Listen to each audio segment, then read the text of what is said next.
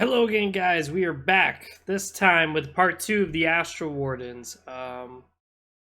If I look like shit, it's because I just worked 13-hour shift. It was a full moon and a blue moon at that, so I am very tired because we had to deal with a lot of crazy shit. So, besides that, I'm a man of my word. We're going to continue this. Their slogan and their phrase is "For the Emperor's glory and the Wardens." This was created by two people actually who worked together. Commissar Ryan and the Crimson Saint. Woohoo! Now, Crimson Saint has made another chapter before on one of my homebrews, so that's a good thing. What I do like here is that we have two pictures already of what the Wardens look like. This would be more like a veteran, because he's got the little grass on his helmet. Here's another chapter appearances. I kind of wish there was more photos, but this is actually pretty interesting. So what we have here is just a regular tactical marine. Kind of reminds me of Iron Hands to an extent because of how like bland it is. It's very just ordinary. There's really nothing about it that's fascinating. But this tells me a bit. Because as we're going to get here in the origins, what it is these guys come from the Order of the Martyred Lady. And the Order of the Martyred Lady has red instead of gray or black. The reason why is because it was after they suffered a real bad travesty in like 999 or 998 in the Third War for Armageddon. So this is actually really telling, saying that this is probably before that point.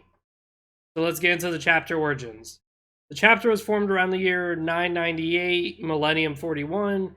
See, as I said, so right off the bat, what we have is that this is either during or before the events took place where the Order of the Martyred Lady switched their livery to a redder color. So that's pretty interesting as far as like, from my perspective, that's actually pretty damn interesting.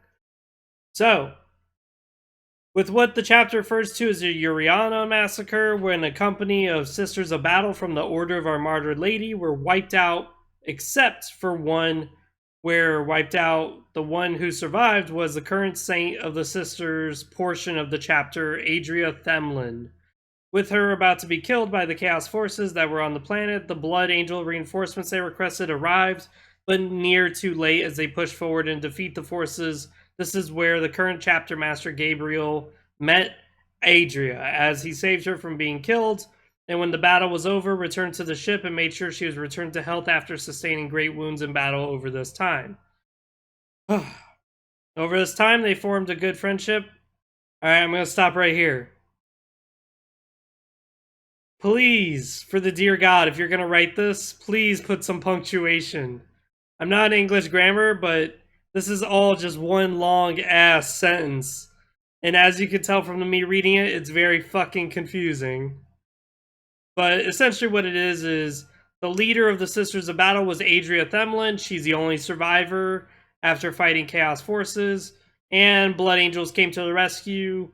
The one who's leading the Blood Angels goes by the name of Gabriel. And here we go. The two make a good friendship, but where, of course, because of the event linked to Chaos, the Inquisition put Adria on trial for potential heresy. The Inquisitor know as serious as their judge, as well as high members of the Blood Angel chapter. Gabriel acted as her defendant. From seeing Adria firsthand in the field after a trial, it was deemed that she was free of Chaos taint. As the only survivor of that company, she would be dismissed from service and returned to being a civilian in this moment.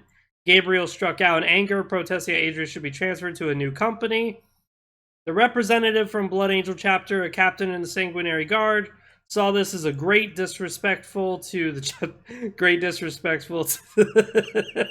chapter in the court, and also expelled Gabriel from the chapter after the court was dismissed. The pair was approached by Inquisitor Sarius, who said he felt sympathy towards both. their cases and gave them an offer. He had a fresh group of 500 Astartes and 500 Sisters of Battle, all armed with heavy weapon support. He offered to take the chapter and redeem both the name, and the odd thing was there was no catch to his offer, but the Inquisitor Sarius is regarded as a bit of effective loose cannon and is usually shunned from Imperial reports because of this, but this is how the chapter was formed. The chapter original was two different forces, with Gabriel taking the Marines and forming the chapter, the Astral Crusaders, and Adria forming the Order of the Roses Wardens, and this was how the chapter was governed until its baptism in fire, the Third War for Armageddon. Holy shit. Alright, some critique. Punctuation, please, dear God. That was very difficult to read, and that was very difficult to piece together what the fuck you were trying to say. Oof. Second, time period.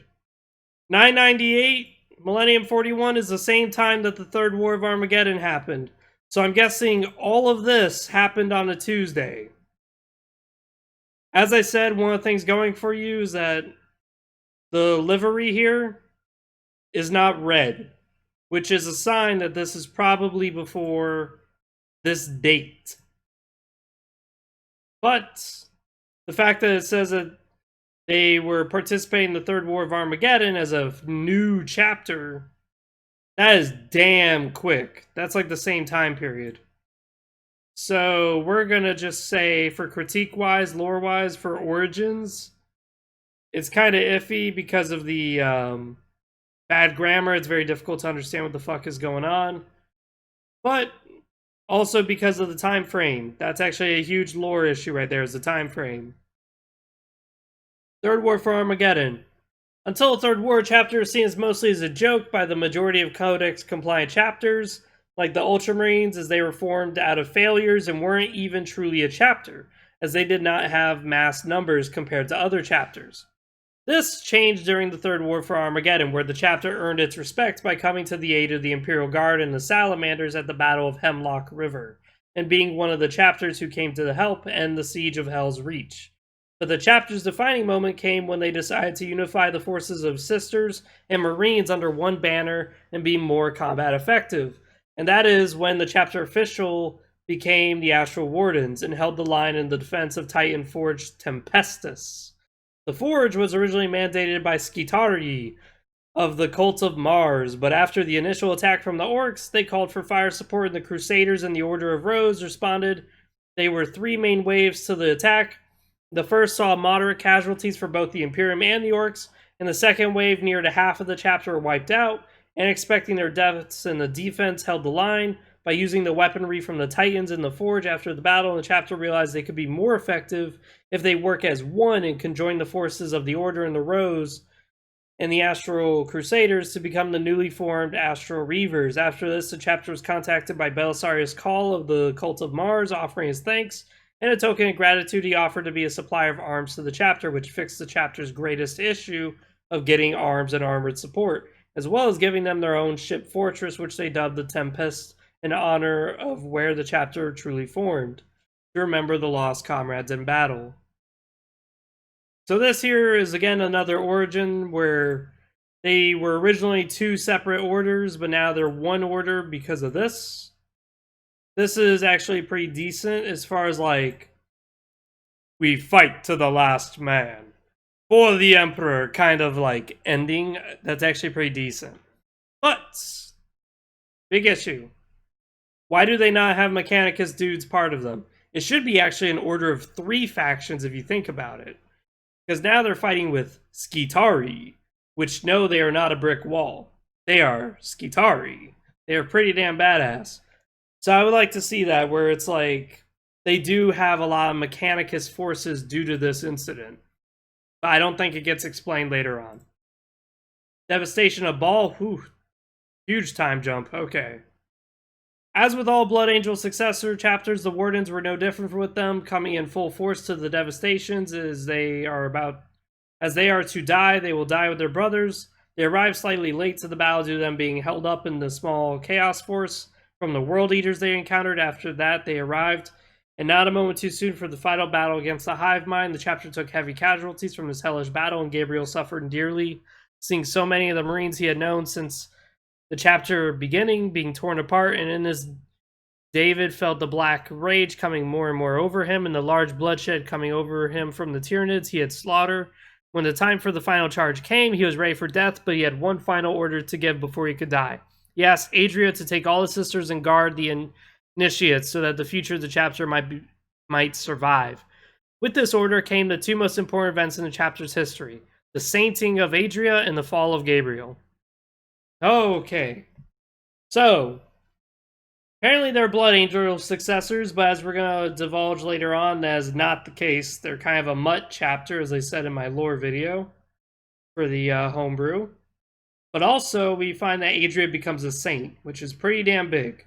After all, the Sisters of Battle are able to call upon their saints to physically manifest and aid them in battle. So now they have a saint, which is Adria.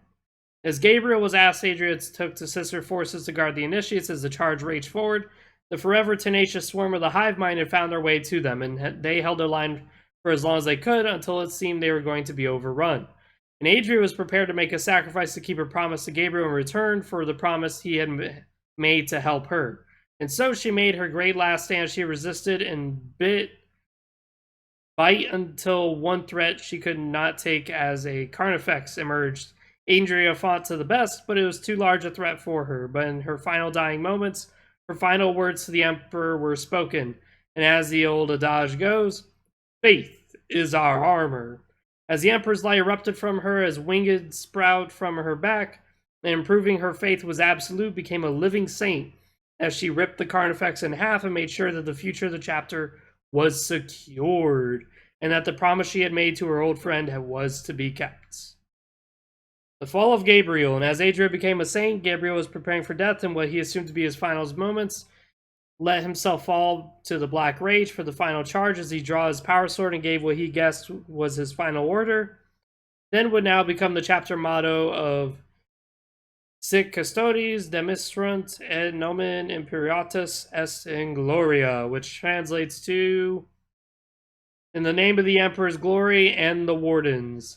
And with that order, the opening of the Black Gates, the Wardens charged out, and with this, the Wardens took bad casualties. As for Gabriel and the members of the chapters who had come from the Blood Angels and their successors, they saw this as their chance of redemption for their brothers, and they had definitely earned it through blood. And in this chaos, Gabriel saw a thorn back and engaged it to keep his brothers safe. At a great cost to his body, with the creature spearing through his side, but with that, he was able to decapitate the beast, but was near to collapsing from his wound. There was one sight from the sky that he saw that came from the arrival of the Ultramarines and the new Primaris Marines. Okay. In the final parts of this battle, Gabriel fought the best he could while being greatly injured with every strike he took, hurting until he finally succumbed to his wounds and passed out. But after waking up, he felt different, stronger than before, and had discovered that he was chosen to become one of the new Primaris Marines. Whoa. And had discovered of the sainthood of Adria. Once he had returned to full health, I returned to my homeworld and spoke to Chapter Master Dante and asked him for forgiveness for his removal from the chapter, which he had accepted and offered Gabriel a chance to return, but he refused in saying, Brother Dante, I found my new home among my brothers and sisters in the Wardens, and now it is with them I shall die. Dante understood his reasonings and respected it, but Gabriel left Ball knowing he had redeemed himself and the brothers from his chapter. Whew. What? Primaris? Damn, are you shitting me? It's difficult to transfer a Marine to a Primaris. And judging by how new Primaris are, that's pretty damn hard to swallow. That's a bit of a lore conflict right there. Also, Space Marines really hate Oathbreakers. This is why Space Marines who stay with the Death Watch are usually not well liked by their originating chapter. Because if a Marine likes the Death Watch and says, I'm just going to stay with you guys forever, that's not really well liked, because that's considered being an Oathbreaker. So, being redeemed, they make it somewhat out like it definitely was an earned redemption, because he put so much sacrifice. But I'm still a little bit hesitant about that. Because, tradition is very well respected. especially from a sanguinary guard. Like, whew, you really probably pissed off a lot of people.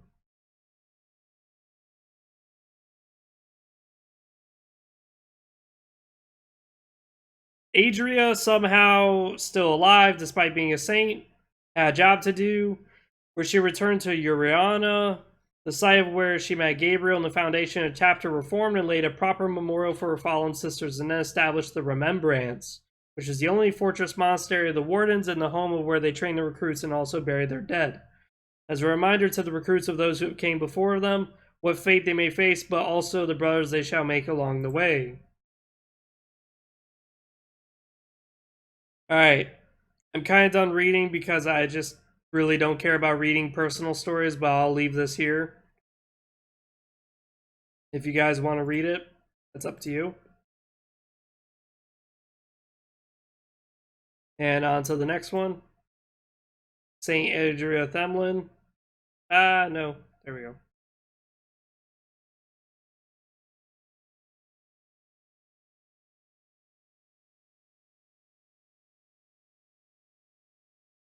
So, other important chapter members. This is where we get a little bit interesting. So, Captain Maximus Valeris. Maximus is a part of the Iron Company, which is pretty damn interesting. Maximus comes from the Imperial Fist chapter and was originally a squad sergeant, but was expelled from the chapter under a false accusation of heresy from his captain, who had become corrupted, but after being taken away from the Inquisition for execution by Sarius. But Sarius, knowing he was free of heresy, gave him his new and current name and sent him to join the Wardens. This would not happen in this situation. This would not happen. Being accused of heresy is a very serious thing. And if you're a Space Marine, they don't want to throw you away too quickly. Especially if you're a sergeant. Like, you have some damn worth to you. They'd probably investigate you and test you for Taint of Chaos. But execution, no. They would just simply take you aboard a Thunderhawk that is unlabeled, and they would just take your ass to the Death Watch and probably do a mind wipe on you. But they already stated, to save their bacon, they stated that Sarius was very different from others. So I will give them that. Although I do find it very difficult to swallow, I will give them that. They already kind of saved their bacon by saying this Inquisitor in particular may have been just in charge of executing this guy and said, you know what? I'm not doing that.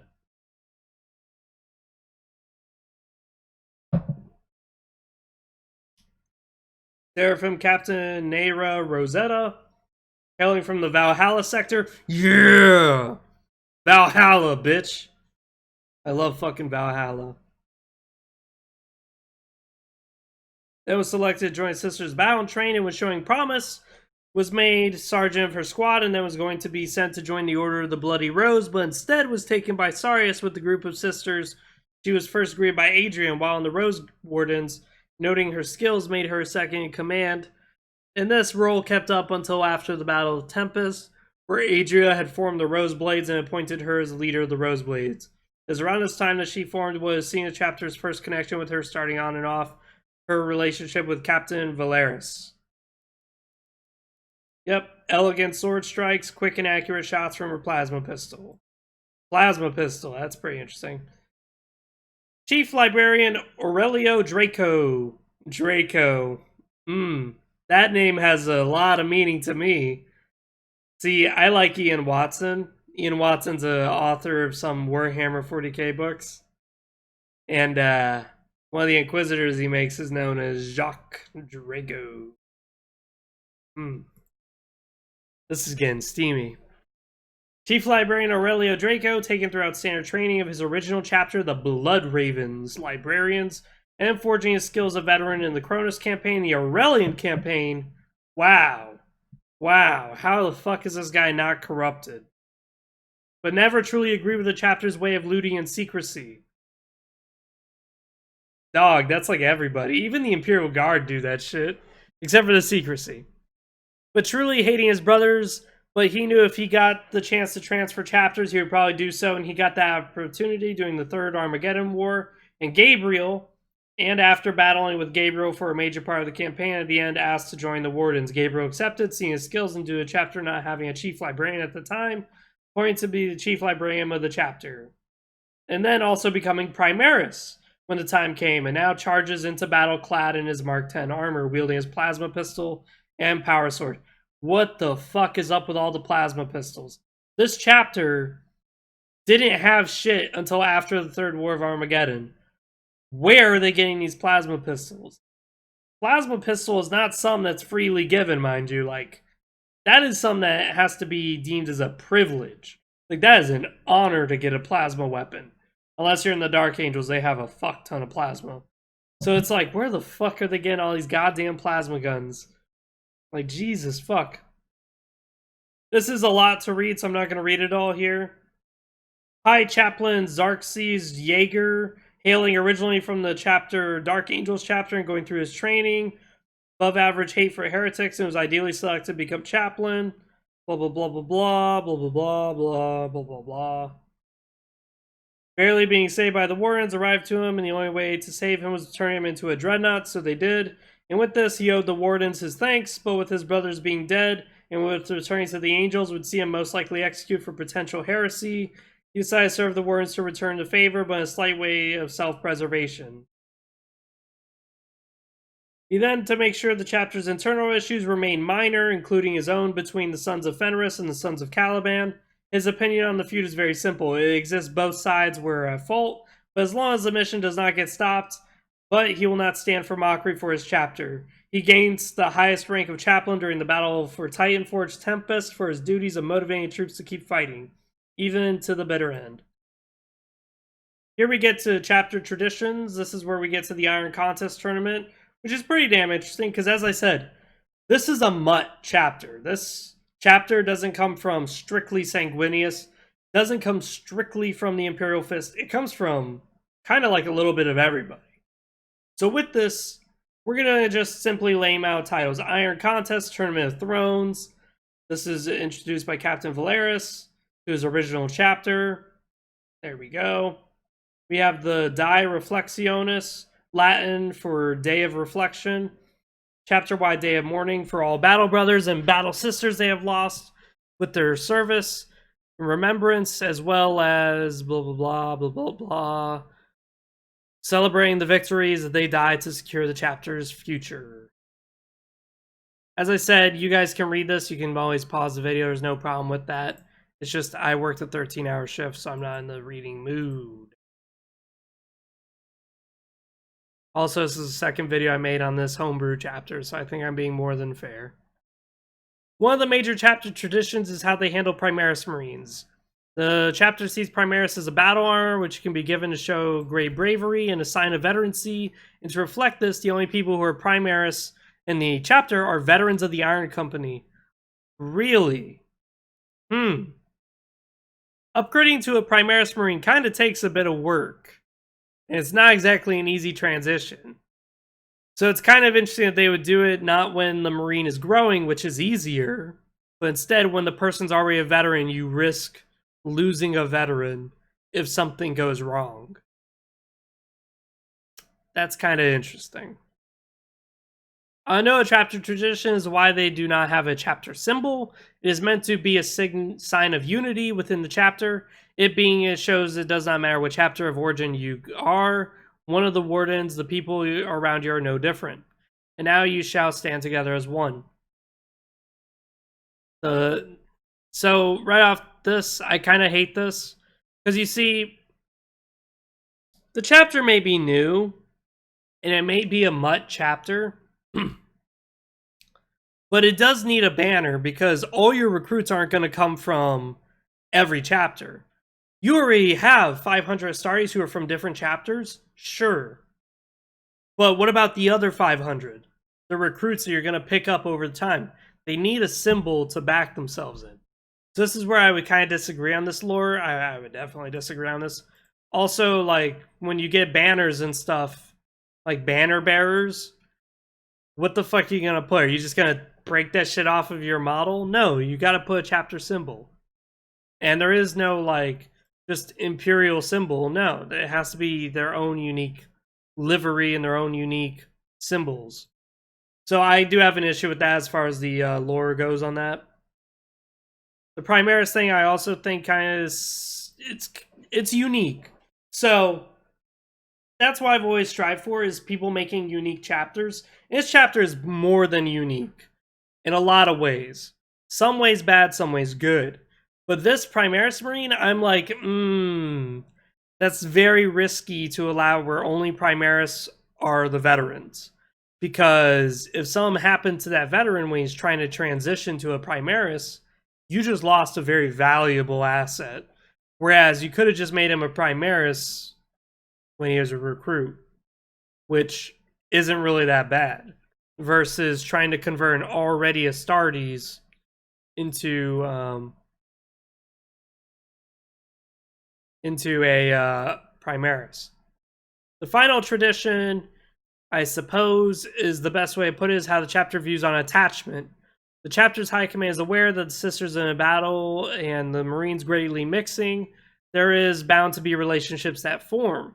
And as an effect of this, the chapter does not forbid attachments, but does say it must not come before the mission at hand. And so because of this, there was a slight dislike from other chapters of how they allow Marines to form attachments.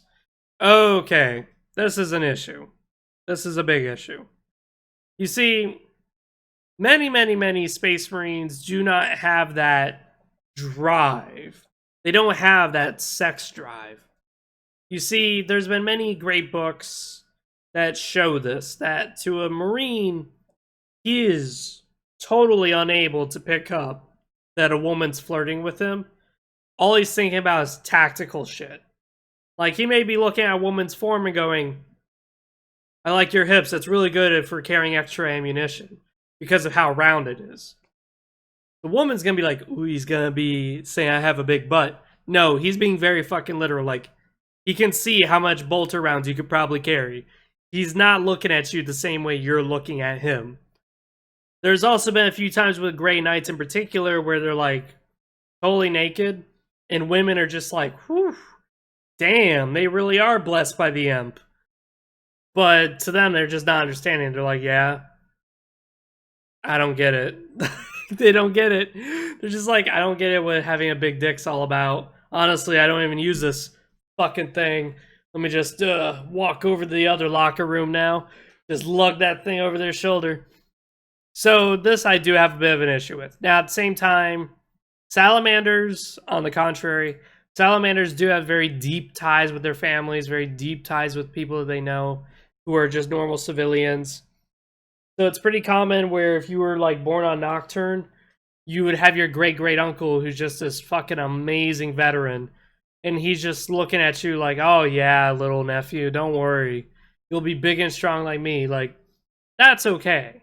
There's also a few Ultramarines who do govern planets and they do have their own little governance. There's even some Space Marine chapters who do that. They have like a little bit of a political system where they run planets and they get their hands into human issues. But this right here is how I can tell the authors, both authors, Commissar Ryan and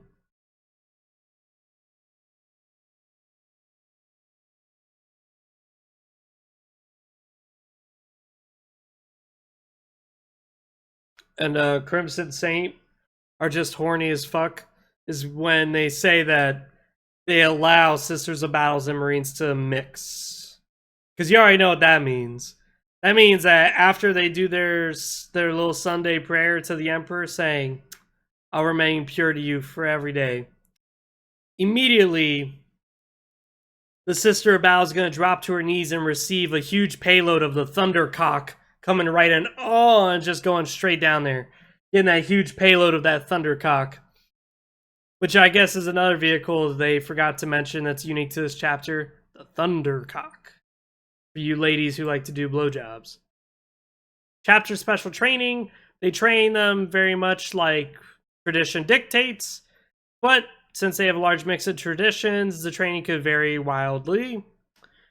They have one major and final test of initiates, and it's to go out into the wilds of one of the corrupted moons of Uranus and prove their faith by not collapsing to chaos, as well as proving their skills as warriors by killing a demon and returning with its head. Once they have done that, they're Their training is completed. For the majority of their parts of their training mainly focused around marksmanship, but they are trained to be versatile warriors. This is pretty accurate because if you have a very versatile chapter, you're going to have a lot of versatile initiates. Also, the Sister of Our Martyred Lady Order is actually known for its versatility. They can go from burning out shit tons of Tyranids to whipping out heavy bolters and just laying down heavy fire, covering for another squad to move. They can do that in a flip of a dime. They are very versatile task force. Chapters, issues, and relationships. Internal conflict from chapter rivalries sometimes cause fightings within the chapter. These are usually resolved easily. Where chapter's main issue lies is in its recruitment. For them being disliked, they find it hard to find recruits to come their way. To counteract this, majority of the recruits they take, both sisters and battle brothers, are mainly orphans they find on the battlefield.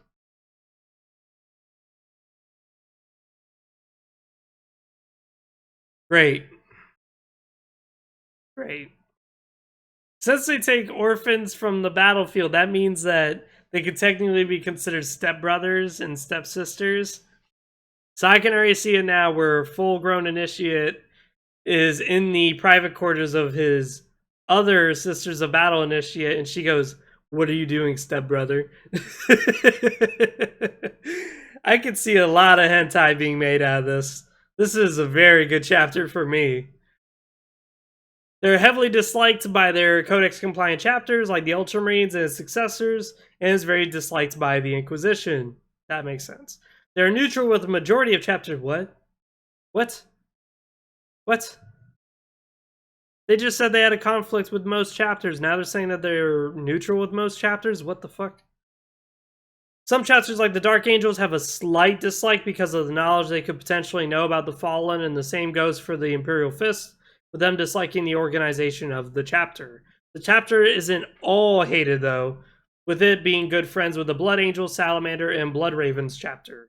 The Space Wolves liking them for they are disregarded the Codex, as well as them being good friends, as well as getting along well with the Imperial Guard for their experiences. They have a liking for the Praetorian regiments and the Tanith regiment. That was kind of out of the blue. Space Wolves? Blood Ravens? Where? Salamander and Blood Angel, it makes sense. Salamander's like everybody, and Blood Angels, they help the devastation of Baal, but where the fuck did the Blood Ravens and the Space Wolves come from? Like, Space Wolves, sure, they dislike the Codex a lot, and they dislike the Inquisition, but that was kind of like out of the blue. Imperial Guard regiments also was kind of out of the blue, so I hope they expand upon that. Chapter organization, squad organization, I like this a lot. Of course, if you guys are on tabletop, this is really good for you. The chapter organization is pretty much the only part of chapter that follows the Codex, and the war doctrine is focused on good marksmanship, high firepower, weaponry, and elite melee skirmishers. The first two are highly reflected on their squad, and where it goes as shown. Tactical squad is by 10 troops. Sergeants armed with power fists and plasma... God fucking damn it, why is so many fucking plasma pistols? Multi-meltas! Oh my god. Belisarius Call is just dick deep in this fucking technology, dude. This chapter has so many goodies. Battle Sisters P Squad. The P fetish boys are probably happy as fuck. Sisters Superior armed with Power Maul and Plasma Pistol. God fucking damn it. With a Simulacrum heavy weapons, Sisters with heavy bolter, Special Gunner Sister with a melted god. Fucking damn it. That squad ordering is standard throughout all the chapters, the only difference being of Iron Company, of them being armed with heavy bolt rifles, clad in Gravis armor. Ooh, Gravis armor, I like that. So overall, we have a few lore conflicts. Quite a bit. It's not as well written as I like to think. Like, other people would probably say, you know, oh, yeah, this chapter's really well written. Look, it's got all this stuff. Yeah. But all this stuff kind of has, like, issues within its own self due to poor grammar and also due to just the time gaps. Like, this year is the same year as the Third War for Armageddon. So, how exactly did they do it so fucking quickly? And then it jumps to the devastation of Baal, but it says that they also have good relations with the Blood Ravens Nowhere is that mentioned, like, at all. Also, as I said, there's also quite a few things with the traditions, like really upgrading Primaris veterans. That's very risky. Also, the idea that they're just open to attachments, you know, just doing Thundercock deployments into the Sister of Battle's mouth. Just, yeah, that's just kind of weird to me. Because there's no way in fuck, if a Space Marine actually loves a woman, would he still focus on the mission? I could see this chapter being very bad at following orders when it comes to the risk of losing their own comrades. Just because of that. Like, come on. Really? I don't think it's really that well thought out. Like, even Fulgrim fell in love with many of his wives. So, just trying to think of a Space Marine who's heavily, like, disciplined to somehow not fall in love with the Sister of Battle that he's been deep dicking, I don't think so. So besides that, that has been the Astral Wardens Part 2. That's the end of it for me. I'm not going to do them ever again. But I wonder what you guys think. Do you guys think I'm being fair? Do you guys think I'm pretty accurate by saying it's average? I mean, it's got more lore in it than most, but the lore in it can kind of be shoddy at times. And as I said, when you stick to the basics and you do it well, you're going to get farther than if you go off and do some willy-nilly task, but then you do it really poorly. Like, cool, you did this long thing, but you did it really shitty. So you may as well not have done that. Just stick to some basic and perfect that.